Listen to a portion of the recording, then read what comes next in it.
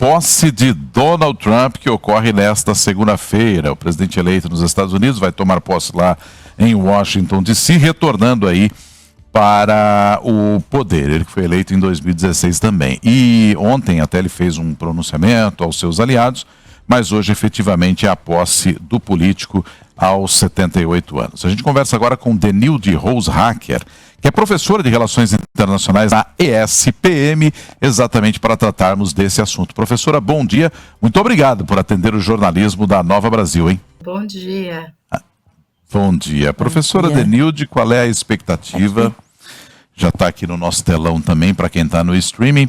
Qual é a expectativa para essa posse de Donald Trump no seu segundo mandato? Mais cedo, eu até comentava aqui com a Michelle Trombelli, que, claro, é um Trump mais experiente. Queira ou não queira, ele já passou por um mandato de presidente, depois acompanhou de perto, até como opositor, o mandato do Joe Biden.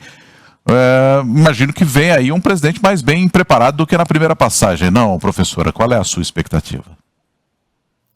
Olha, ele vem mais preparado, vem mais forte, porque ele ganhou com aí tanto no voto popular quanto no colégio eleitoral, vem com maioria na Câmara dos Deputados e também no Senado, então tem uma força muito grande.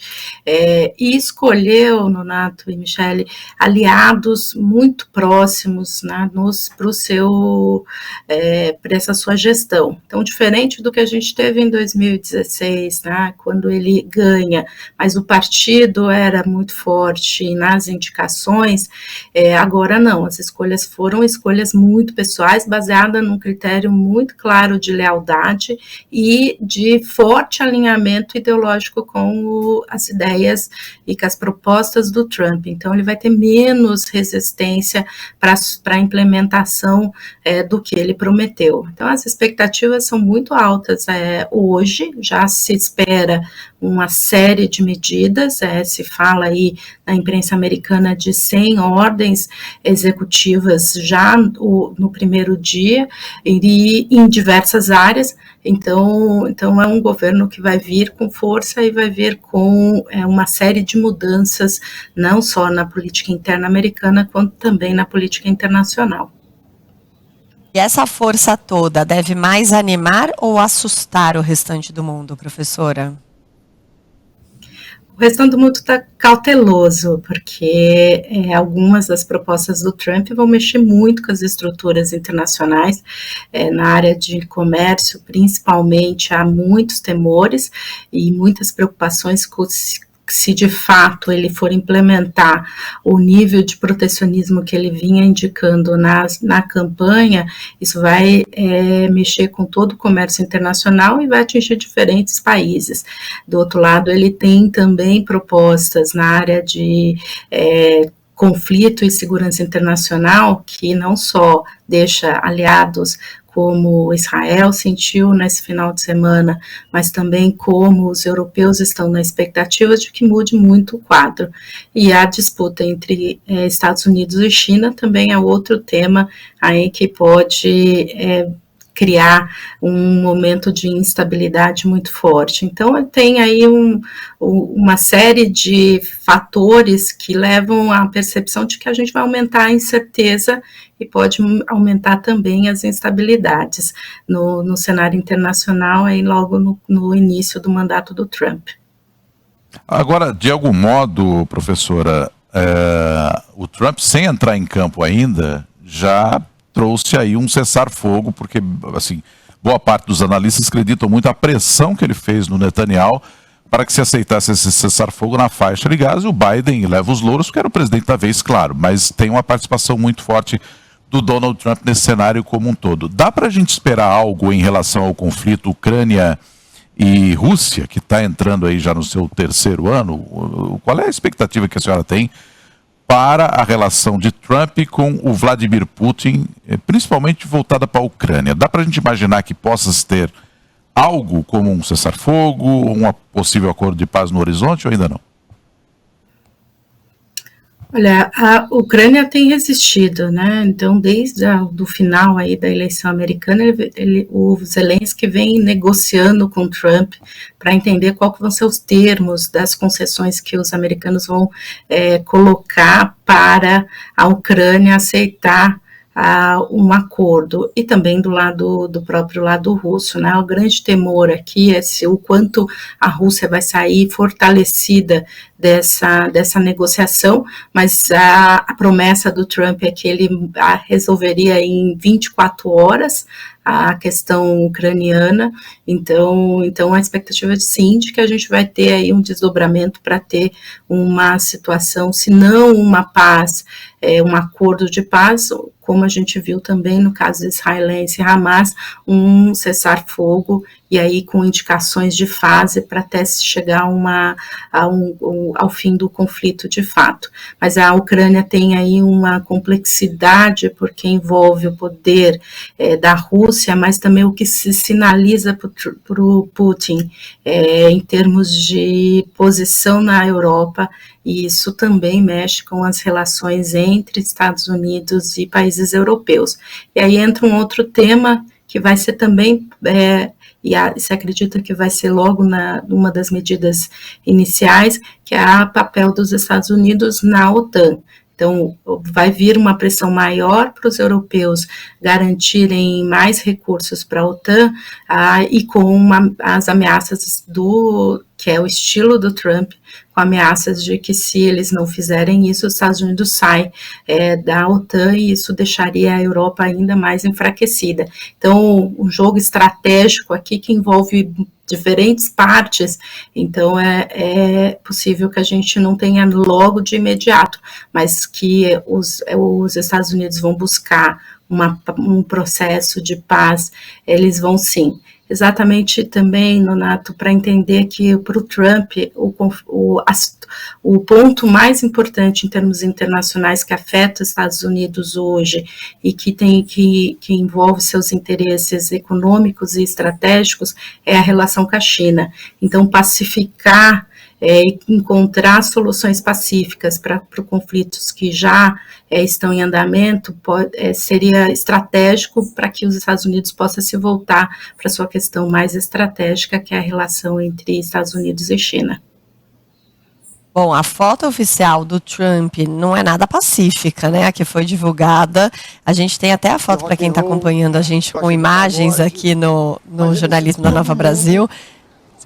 Tá vazando aqui um outro som que não é, mas a foto do Trump com uma cara de mal, professora Denise Rosacker, ele fez questão de que essa fosse a foto oficial do segundo mandato, com uma sobrancelha um pouco levantada, uma cara de bravo, um ar meio sinistro. Isso é algum indicativo aí de que talvez não seja muito pacífico, não, esse segundo mandato dele? Ele está usando essa tática, né? A tática de que ele é o forte, né? O valentão que entrou para resolver todos os problemas e que vai ser a defesa dos Estados Unidos prioritária, né? Então, o mesmo lema que ele teve no primeiro mandato agora também, mas aqui a indicação de que ele não veio para fazer concessões e sim para os outros fazerem concessões.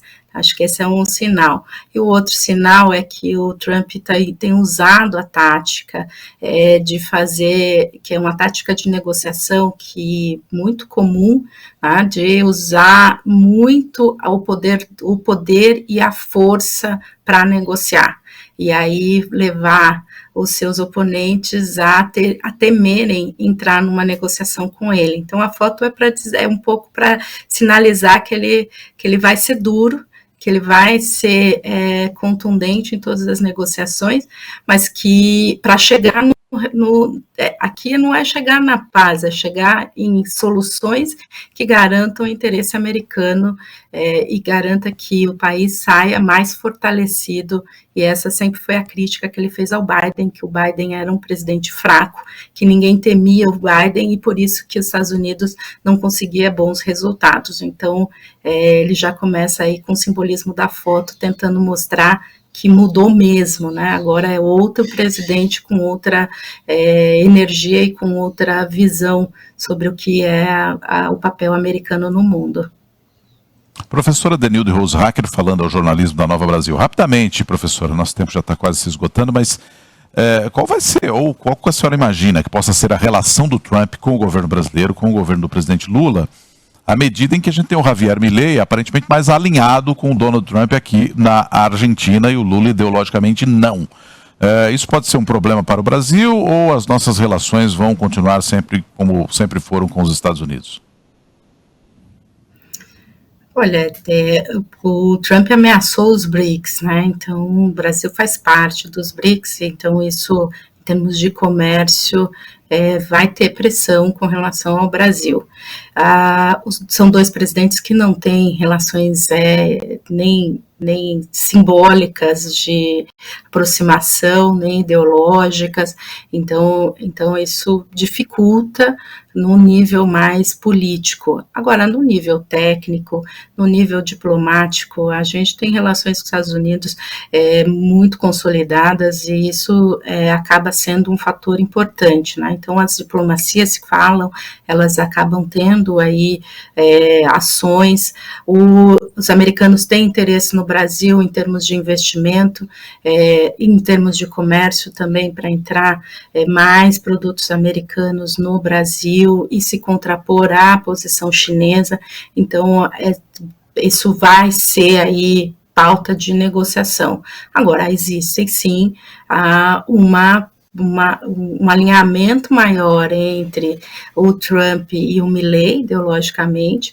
Acho que aqui a gente tem que olhar que a nova gestão Trump, ela traz aí uma questão interna para o Brasil, porque o aliado político do Trump no Brasil é a oposição ao governo Lula, então isso vai ser explorado pela oposição, já está sendo, né, em todo esse processo aí da posse, tanto do Bolsonaro quanto todos os deputados que foram para a posse e têm postado constantemente essa presença da direita brasileira aliada à direita americana. Então, este é um dos pontos, e aí isso pode ter aí um papel americano e do Trump para a eleição de 2026. Mas do ponto de vista das relações comerciais, os Estados Unidos tem interesse no Brasil e principalmente tem interesse de que a China continue sendo tão forte na América Latina como vem acontecendo, e aí pode ser que a gente tenha esse desdobramento da política internacional também para a América Latina e, obviamente, para o Brasil, que esse ano ainda também ocupa aí a presidência dos BRICS. Então, está em evidência enquanto parte da negociação, da aliança com a China no mundo. Certo. Professora Denilde Rose Hacker, muito obrigado pela entrevista aqui à Nova Brasil. Um ótimo dia e boa semana, professora. Eu que agradeço. Boa semana para vocês. Obrigada, professora Denilde, falando aqui ao jornalismo da Nova Brasil, sempre muito didática. E só para esclarecer um ponto também, mais cedo a gente ficou naquele impasse, afinal, que horas vai ser a posse do Trump?